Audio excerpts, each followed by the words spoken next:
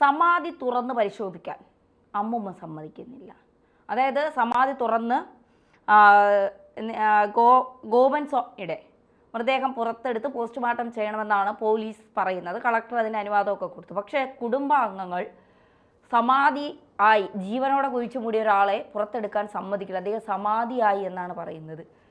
എന്താണ് ഈ കൊച്ചു കേരളത്തിൽ നടക്കുന്നത്?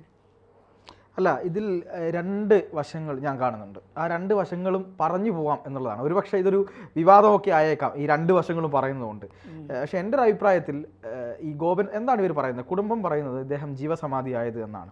ജീവസമാധി എന്ന് പറഞ്ഞാൽ ഇവിടെയുള്ള സാധാരണ അതായത് സന്യാസിമാരും യോഗികളും അതായത് സ്പിരിച്വലി ഹിന്ദു പുരാണവുമൊക്കെയായി ബന്ധപ്പെട്ട് ഹിന്ദു വിശ്വാസമൊക്കെയായി ബന്ധപ്പെട്ട് പോകുന്ന ആളുകൾക്ക്, അപ്പോൾ പ്രത്യേകിച്ച് ഹിന്ദു എന്ന് പറയുന്ന ഒരു മതത്തിൻ്റെ പേരിലൊന്നുമല്ല ഞാൻ പറയുന്നത്. നമ്മുടെ ഭാരതീയമായ പല ആചാരങ്ങളും പിന്തുടരുന്ന ആളുകൾ അവസാന ഘട്ടത്തിൽ അവരുടെ ആത്മീയ ഉന്നതിയുടെ അവസാന ഘട്ടങ്ങളിൽ വരുന്ന ഒന്നാണ് ഈ സമാധി എന്ന് പറയുന്നത്. അത് ചട്ടമ്പി സ്വാമികൾ, അതുപോലെ തന്നെ ശ്രീനാരായണ ഗുരു, പരമഹംസ യോഗാനന്ദൻ, ശ്രീരാമകൃഷ്ണ പരമഹംസർ തുടങ്ങിയ എല്ലാ ആളുകളും, രമണ മഹർഷി വരെ, അതെ, എല്ലാവരെയും സമാധി ഇരുത്തിയതാണ്. അതെ, സമാധി ഇരുത്തിയതാണ്. ആ സമാധി എന്ന് പറയുന്നത് 2-3 തരത്തിലുണ്ട്. ഒന്ന്, സ്വമേധയാ ജീവൻ പോകുന്ന ആളുകളെ സമാധി രൂപത്തിൽ ഒരു പ്രത്യേക രീതിയിൽ ഇരുത്തി, പീഠത്തിലിരുത്തി, പത്മപീഠത്തിലിരുത്തി, കല്ലിലിരുത്തി സമാധി ഇരുത്തും. രണ്ടാമത്തത്, അവർ തന്നെ നേരിട്ട് ഒരു സ്ഥലത്ത് പോയിരുന്ന് അവർ ഭക്ഷണവും വെള്ളമൊന്നും കഴിക്കാതെ വായു മാത്രം ഭക്ഷണമാക്കിക്കൊണ്ട് അവസാനം അവരുടെ പ്രാണനെ പഞ്ചേന്ദ്രിയങ്ങളിലൂടെ പുറത്തു കളയുന്നു എന്നാണ് വിശ്വാസം. ഒരു സഹസ്രാരം ഈ പറയുന്ന ഈ ഭാഗമുണ്ട്, ഈ ഭാഗമൊക്കെ പൊട്ടി പുറത്തു പോകുന്ന ആളുകളുണ്ട്. അതാണ് സമാധി എന്ന് പറയുന്നത്. ജീവസമാധി, അതായത് ജീവനോടെ ഇരുന്ന് പ്രാണനെ വെടിയുന്ന ആളുകൾ, അതാണ് ഒരു കൺസെപ്റ്റ് എന്ന് പറയുന്നത്. ഇത്തരത്തിൽ ഏത് രീതിയിലും സമാധി ആവാം. ഇവിടെ ഇവർ പറയുന്നത് എന്താ? ഇവർ പറയുന്നത് അദ്ദേഹം സ്വാമിയായിരുന്നു, അദ്ദേഹത്തിന് ഒരുപാട് വിശ്വാസങ്ങളുണ്ടായിരുന്നു, അദ്ദേഹം അവിടെ പോയിരുന്നു, അതിനുശേഷം എന്നെ അനുഗ്രഹിച്ചു, സമാധിയാവാൻ ഉള്ള സമയമായി എന്ന് പറഞ്ഞു. 5 വർഷങ്ങൾക്ക് മുമ്പ് തമിഴ്നാട്ടിൽ നിന്ന് പത്മപീഠ കല്ല് അവിടെ കൊണ്ടുവന്ന് സമാധി ഒരുക്കിയിരുന്നു. സമാധി മണ്ഡപമൊക്കെ കെട്ടി സമാധി അവിടെ പണിഞ്ഞിരുന്നു. അവിടേക്ക് ഇറക്കി ആ സമാധി മൂടേണ്ട ഒരു കാര്യം മാത്രമായിരുന്നു ഉള്ളത്. അപ്പോൾ അദ്ദേഹം അവിടെ പോയിരുന്നു. അദ്ദേഹത്തിൻ്റെ ആത്മാവ് ജീവൻ വെടിഞ്ഞു. ആ ആത്മാവ് ജീവൻ വെടിയുന്നത് തങ്ങൾ കണ്ടു എന്നാണ് പറയുന്നത്. അതെനിക്കറിയില്ല, കാരണം അങ്ങനെ കാണാൻ പറ്റുമോ, ഇനി അത്രയും കഴിവുള്ള ആളുകളാണോ എന്നൊന്നും പറയാൻ പറ്റില്ല. യഥാർത്ഥത്തിൽ വിശ്വാസത്തിൻ്റെ അടിസ്ഥാനപരമായ കാരണം, ഞാൻ ദൈവത്തെ കണ്ടു എന്നൊരാൾ പറഞ്ഞു കഴിഞ്ഞാൽ അതിനെ എങ്ങനെ നമുക്ക് എന്ത് ചെയ്യാൻ പറ്റും? നമുക്ക് എങ്ങനെ നിഷേധിക്കാൻ പറ്റും? ഒരാൾ ദൈവത്തെ കണ്ടു എന്ന് പറഞ്ഞാൽ നമുക്ക് നിഷേധിക്കാൻ കഴിയില്ല. ഇവിടെയുള്ള ഒരു പ്രശ്നം എന്ന് പറയുന്നത് അദ്ദേഹത്തെ ജീവനോടെ കുഴിച്ചു മൂടിയതാണോ? അതായത് സമാധി എന്ന് പറയുന്ന ഒരു അവസ്ഥയ്ക്കപ്പുറത്തേക്ക് എന്തെങ്കിലും തരത്തിലുള്ള പ്രശ്നങ്ങൾ കൊണ്ട്, അതെ, എന്തെങ്കിലും തരത്തിലുള്ള പ്രശ്നങ്ങൾ കൊണ്ട്, ബുദ്ധിമുട്ടുകൾ കൊണ്ട് അദ്ദേഹത്തെ മനഃപൂർവ്വം ഇവർ ഈ പറയുന്ന സമാധി മണ്ഡപത്തിലിട്ട് അടച്ച് അദ്ദേഹത്തിന് താല്പര്യമില്ലാതെ കുഴിച്ചു മൂടിയതാണോ, മീൻസ് അടച്ചു കളഞ്ഞതാണോ എന്നതാണ് ഇവിടെ ഉയരുന്ന ഒരു വലിയ ദുരൂഹത എന്ന് പറയുന്നത്. അത് വ്യക്തമാക്കാൻ വേണ്ടിയിട്ടാണ് ഇപ്പോൾ കളക്ടറുടെ ഉത്തരവിൻ്റെ അടിസ്ഥാനത്തിൽ സബ് കളക്ടർ നേരിട്ട് തന്നെ സ്ഥലത്ത് വന്ന് ആ സമാധി പൊളിക്കാൻ വേണ്ടി തീരുമാനിക്കുന്നത്. അപ്പോൾ കുടുംബം എന്താ പറയുന്നത്? കുടുംബം പറയുന്നത് ആ സമാധി പൊളിച്ചു കഴിഞ്ഞാൽ അതിനുള്ള ദോഷങ്ങളാണ് ഉണ്ടാവുക, ആ ആത്മാവിന് ശാന്തി കിട്ടത്തില്ല, പിന്നെ അത് ഈ പറയുന്ന സ്വാമി ഇദ്ദേഹത്തെ അപമാനിക്കുന്നതിന് തുല്യമാണ് എന്ന് അമ്മ പറയുന്നു, മകൻ പറയുന്നു, മൂത്ത മകൻ പറയുന്നു, കുടുംബക്കാർ ഒട്ടനവധി ആളുകൾ പറയുന്നു. ഈ കുടുംബക്കാർ അദ്ദേഹം ജീവസമാധിയാകുന്ന സമയത്ത് ആ ചടങ്ങുകൾ നടക്കുമ്പോൾ അവിടെ പുല്ല് വെട്ടാൻ വന്ന ആളുകളും അത്തരം ആളുകളൊക്കെ അവിടെ ഉണ്ടായിരുന്നു എന്ന് പറയുന്നു. ഈ നാട്ടുകാരെ അറിയിക്കാതിരുന്നത് ഈ എല്ലാ യോഗിമാരും അല്ലെങ്കിൽ സന്യാസിമാരും ഒക്കെ മരിക്കുന്ന സമയത്ത് ആളുകൾ വരണമെന്ന് അവർക്ക് നിർബന്ധം ഉണ്ടായില്ല. അപ്പോൾ അതുകൊണ്ടാണ് അറിയിക്കാതിരുന്നത് എന്ന് ഇവർ പറയുന്നുണ്ട്. പക്ഷെ നാട്ടുകാർ പറയുന്നത് ഇവിടെ രാത്രി ഏറെ വൈകി, സാധാരണഗതിക്ക് അമ്പലത്തിലൊക്കെ പൂജ നടക്കുക എപ്പോഴാണ്? ഈ വൈകുന്നേരങ്ങളിലും അതുപോലെ തന്നെ രാവിലെയും ഒക്കെയാണ് നടക്കുക. പക്ഷേ ഇവിടെ ഏറെ വൈകിയും ചില പൂജകളൊക്കെ നടന്നിരുന്നു. അത് ആഭിചാരമാണോ എന്ന് ഞങ്ങൾക്ക് സംശയമുണ്ട് എന്നൊക്കെയാണ് പറയുന്നത്. പക്ഷേ ഇന്ത്യൻ ഭരണഘടനയിൽ ആഭിചാരം ചെയ്യുന്നതിന് എന്തെങ്കിലും പ്രശ്നമുണ്ടോ എന്ന് എനിക്കറിയില്ല. കാരണം ഒരാൾക്കെതിരെ എന്തെങ്കിലും ചെയ്യുന്നത് മാത്രമാണ് അദ്ദേഹത്തിന് ജീവനാപകടമോ അല്ലെങ്കിൽ അത്തരത്തിൽ എന്തെങ്കിലും കാര്യം ചെയ്താൽ മാത്രമാണ് പ്രശ്നം. അല്ലാതെ ആഭിചാരം എന്ന് പറയുന്ന ഒരു ക്രിയ അങ്ങ് ചെയ്തത് കൊണ്ട് ആരെയും ശിക്ഷിക്കാൻ പറ്റുമോ എന്നെനിക്കറിയില്ല. അപ്പോൾ ഇത്തരത്തിലുള്ള ചില ദുരൂഹതകൾ അവിടെ ഉള്ളതുകൊണ്ട് നാട്ടുകാർ ഇവരും നമ്മൾ 2 സ്പ്ലിറ്റിലാണുള്ളത്. ഇപ്പോൾ സബ് കളക്ടറുടെ നേതൃത്വത്തിൽ ആളുകൾ വന്നപ്പോൾ അവിടെ ഇദ്ദേഹത്തിൻ്റെ ഭാര്യ വലിയ ഈ പറയുന്നത് പോലെ ഈ മുത്തശ്ശി അമ്മൂമ്മ വല്ലാതെ വയലൻ്റ് ആകുന്ന ഒരു കാഴ്ചയാണ് നമ്മൾ കണ്ടത്. സമ്മതിക്കില്ല എന്നുള്ള നിലയിൽ തന്നെയാണ് അവർ പോയത്. ഇപ്പോൾ വനിതാ പോലീസൊക്കെ ഉണ്ടായിരുന്നു, വനിതാ പോലീസ് പിടിച്ച് മാറ്റുന്ന കാഴ്ച നമ്മൾ കണ്ടു.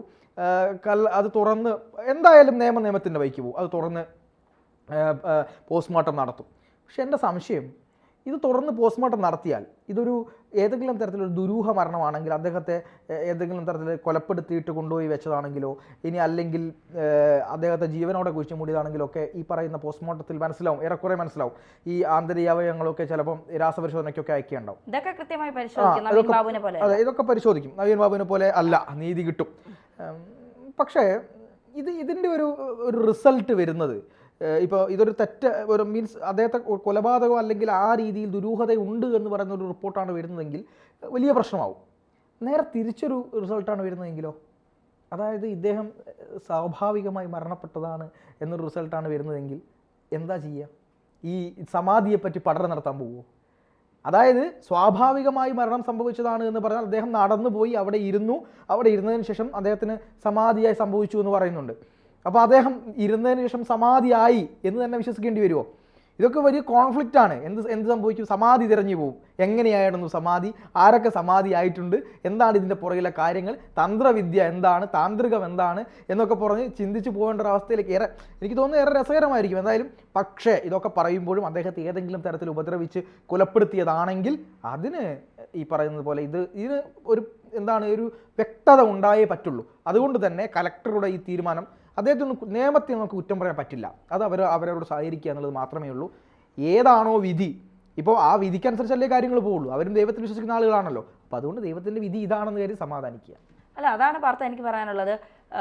നിയമത്തിൻ്റെ വഴിക്ക് പോകണം. നാളെ ഇതുപോലെ ആരെങ്കിലുമൊക്കെ അടിച്ചു കൊന്ന് ഇതുപോലെ പിന്നെ കുഴിക്കുള്ളിലാക്കിയിട്ട് അദ്ദേഹം സമാധിയായി എന്ന് പറഞ്ഞാൽ പോലീസിന് അപ്പം നിങ്ങൾ അവിടെ അങ്ങനെ ചെയ്തില്ലല്ലോ, എന്നാൽ പിന്നെ എന്താ നിങ്ങൾ ഇവിടെ ഇങ്ങനെ ചെയ്യുന്നത് എന്ന് ചോദിക്കാനുള്ള ഒരു ശ്രമമുണ്ടാകും. അത് ദൂരീകരിക്കാൻ കൂടിയാണ് അത്തരത്തിലൊരു ചോദ്യങ്ങൾ ആരും. കാരണം നമ്മൾ കേരളത്തിൽ ഒരാളൊരു കുറ്റം ചെയ്താൽ അല്ലെങ്കിൽ ഒരാളൊരു തെറ്റ് ചെയ്താൽ അത് തെളിയിക്കപ്പെടാതിരിക്കുന്നിടത്തോളം കാലം മറ്റുള്ളവർക്കും ചെയ്യാനുള്ള ത്വര കൂടും. ഇപ്പോൾ 18 വർഷം കഴിഞ്ഞ് CBI 2 സൈനികരായ ക്രിമിനലുകളെ പൊക്കിക്കൊണ്ടുവന്ന നാടാണ് നമ്മുടെ. അപ്പോൾ ഇത്തരത്തിൽ സമാധിയൊക്കെ ഉണ്ടാകും. അത് പൂർവ്വഘട്ടത്തിലൊക്കെ നമ്മൾ കണ്ടിട്ടുള്ളതാണ്. പഴയ കാലഘട്ടത്തിലൊക്കെ ഈ സമാധിയെക്കുറിച്ചൊക്കെ നമ്മളും കണ്ടിട്ടുണ്ട്, കേട്ടിട്ടുണ്ട്, വായിച്ചിട്ടൊക്കെ ഉള്ളതാണ്. പക്ഷേ ഈ കാലഘട്ടത്തിൽ ഈ പറയുന്ന ബാലരാമപുരം എന്ന് പറയുന്ന സ്ഥലം എൻ്റെ വീട്ടിൽ നിന്ന് 2-3 കിലോമീറ്റർ അപ്പുറമുള്ള ഒരു സ്ഥലമാണ്. ഇതിൻ്റെ ഒരു പ്രത്യേകത എന്തെന്ന് വെച്ചാൽ ഇവിടെ കുറേ ഈ ചെട്ടിയാർ ഫാമിലി എന്നൊക്കെ പറയും. തമിഴ്നാട്ടിൽ നിന്ന് കുടിയേറി വന്നവരാണ് കൂടുതൽ താമസിക്കുന്നത്. അവരുടെ ഒരു സമുദായമാണ് അവിടെ കൂടുതലായി താമസിക്കുന്നത്. അവരിങ്ങനെ എപ്പോഴും ഇങ്ങനെ അതിൻ്റെ ഫ്രണ്ടിൽ ഈ തമിഴ്നാടിൻ്റെ അഗ്രഹാരങ്ങൾ നമ്മൾ കാണുന്ന ഒരു പ്രതീതിയില്ലേ, ഒരേപോലെ ഇരിക്കുന്ന കുറേ വീടുകൾ, തൊട്ടടുത്തൊരു അമ്പലം കാണും, എപ്പോഴും പരിപാടികളും, അങ്ങനത്തെ ഒരു സ്ഥലമാണിത്. അതുപോലത്തെ ഒരു സ്ഥലമാണ്. ഇതിന്റെ ഈ ഉള്ളിലോട്ട് കുറേ തുണിക്കടകളുണ്ട്. ഈ കൈത്തറിയുമായി ബന്ധപ്പെട്ട കുറേ കടകളുണ്ട്. അതിന്റെ അകത്തോട്ടേക്കാണ് പിന്നെ ഇവരുടെ ലോകമാണിത്. ഒരു അമ്പലം, പിന്നെ ഇവരുടെ വീട്, അങ്ങനെ ഒരു പ്രത്യേക സ്ഥലമാണിത്. കാണാൻ നല്ല ഭംഗിയാണ്. നമുക്കൊരു വല്ലാത്തൊരു പോസിറ്റീവ് എനർജിയൊക്കെ തോന്നും അവിടെ പോകുമ്പോൾ. അപ്പോൾ അതൊക്കെ ശരിയാണ്. അവർ വന്ന് താമസിക്കുന്നവരാണെങ്കിൽ അവരെ നമ്മുടെ സ്വന്തം നാടായി സ്വീകരിച്ചുകൊണ്ട് അവരുടെ ആചാരങ്ങളും അനുഷ്ഠാനങ്ങളും എല്ലാം ഒരു രീതിയിൽ മുന്നോട്ട് കൊണ്ടുപോകുന്ന കുറേ ആളുകൾ. പക്ഷെ ഇത്തരത്തിൽ സമാധി എന്നൊക്കെ പറയുമ്പോൾ പ്രത്യേകിച്ച് ടെക്നോളജിയൊക്കെ ഒരുപാട് വളർന്ന കാലഘട്ടത്തിൽ മനുഷ്യനെ AI-യിലൂടെയൊക്കെ തന്നെ ഇപ്പോൾ രേഖാചിത്രം എന്നൊരു സിനിമ ഞാൻ കണ്ടപ്പോൾ മമ്മൂട്ടിയുടെ കാതോര സിനിമയിലെ പഴയ അതുമായി ബന്ധപ്പെട്ട ഒരു കഥയാണ് അതിൽ പോകുന്നത്. ആ മമ്മൂട്ടി തിരിച്ചു വന്നു, ആ സിനിമയിലെ മമ്മൂട്ടി AI ഒക്കെ ഉപയോഗിച്ചു. അപ്പോൾ ടെക്നോളജിയൊക്കെ ഒരുപാട് വളർന്ന കാലഘട്ടത്തിൽ ഒരാളെ സമാധിയാക്കി അയാളൊരു കുഴി കുഴിച്ച് അതിൻ്റെ അകത്ത് പോയി തെറ്റ് അവർ ചെയ്തിട്ടില്ലെങ്കിൽ പിന്നെ എന്തിനാണ് ഇവർ ഈ കിടന്ന് ബഹളം വയ്ക്കുന്നതും? പരിശോധിച്ചു കഴിഞ്ഞ് അതിൽ സത്യാവസ്ഥ തെളിഞ്ഞു കഴിയുമ്പോൾ അതിൽ വിശ്വാസത്തിന്റെ ഒരു എലമെന്റ്സ് കൂടെ ഉണ്ട്. കാരണം ശബരിമലയിൽ സ്ത്രീകൾ കയറിയാൽ എന്താ എന്നൊരു നോർമൽ ചോദ്യം ഉണ്ടല്ലോ.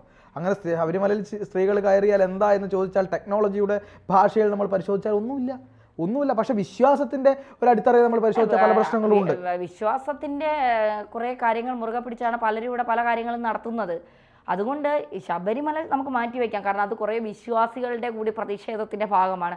ശബരിമലയിൽ സ്ത്രീകൾ കയറണ്ട എന്നുള്ള നിലപാട് സ്വീകരിക്കുന്ന ഒരാൾ കൂടിയാണ് ഞാൻ. അതുകൊണ്ട് അവിടെ ടെക്നോളജി വളർത്താലും AI വന്നാലും എനിക്കവിടെ ആ നിലപാടിൽ മാറ്റം വരുത്താൻ കഴിയില്ല. കാരണം അത് ആ അമ്പലത്തിൻ്റെ പ്രത്യേകത അങ്ങനെയാണ്, സ്ത്രീകൾ കയറണ്ട എന്നുള്ളത് അത് അങ്ങനെ തന്നെ നിലനിന്ന് പോട്ടെ എന്നുള്ളതാണ്.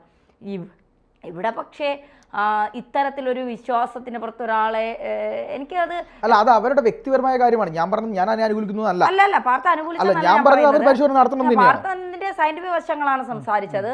എനിക്ക് സമാധി ജീവസമാധി അതൊന്നും എനിക്ക് അറിഞ്ഞ പോലും കൂടെ ആയിരുന്നു അതെന്താ സംഭവം എന്നൊക്കെ ഉള്ളത്. അപ്പോൾ അതൊരു ഇൻഫർമേഷൻ കൂടിയാണ്. പക്ഷേ ഇത് കൃത്യമായി അന്വേഷിക്കണമെന്ന് തന്നെയാണ്. ഇതിൽ എന്തെങ്കിലും ദുരൂഹത ഉണ്ടെങ്കിൽ പുറത്തു വേണം. ഇനി അങ്ങനെ അല്ല എങ്കിൽ ഇത്തരത്തിൽ ചെയ്യുന്ന ആളുകളുണ്ടല്ലോ, അവർക്ക് നേരത്തെ സർക്കാരിനെ അറിയിക്കാം, ഇങ്ങനെയാണ്, അല്ലെങ്കിൽ ബന്ധപ്പെട്ടവരെ അറിയിക്കാം, ഞങ്ങൾ ഇങ്ങനെ സമാധിയാകാൻ പോവുകയാണ്, ഇതിൽ ദുരൂഹതയില്ല എന്നൊക്കെ പറഞ്ഞിട്ട് ആശ്രമങ്ങളൊക്കെ ഒരുപാട് ഇപ്പോൾ കേരളത്തിൽ ഒരുപാട് ആശ്രമങ്ങളില്ലേ, ആശ്രമങ്ങളിലൊക്കെയുള്ള ആളുകൾ ജീവസമാധി അല്ലെങ്കിൽ സ്വാഭാവിക സമാധിയൊക്കെ ഉണ്ടാവാറുണ്ട്. അവിടെയൊന്നും ഇത്തരത്തിലുള്ള റെയ്ഡുകളൊന്നും നടക്കാറില്ലല്ലോ. കാരണം എന്താണെന്ന് വെച്ചാൽ റെയ്ഡ് നടക്കാത്തത് അവിടെ എല്ലാവരും അറിയിച്ചുകൊണ്ടാണ് സമാധി ഉണ്ടാവുന്നത്. അല്ലെങ്കിൽ അതിനൊരു പ്രൊസീജിയർ ഉണ്ട്. അത് ഇവിടെ ആ പ്രൊസീജിയർ അവർ പാലിച്ചില്ല എന്നുള്ളതാണ് നാട്ടുകാർക്കും ഏറ്റവും വലിയ പ്രശ്നം. നാട്ടുകാരെ അറിയിക്കണ്ട, ബന്ധപ്പെട്ട അധികാരികളെ അറിയിക്കണം, അത്രേ ഉള്ളൂ. അപ്പൊ ഇതിന്റെ സത്യാവസ്ഥ പുറത്തു വരട്ടെ. അമ്മൂമ്മ വയലന്റ് ആയിട്ടൊന്നും കാര്യമില്ല, സത്യാവസ്ഥ എന്തായാലും പുറത്തു വരണം. തീർച്ചയായും.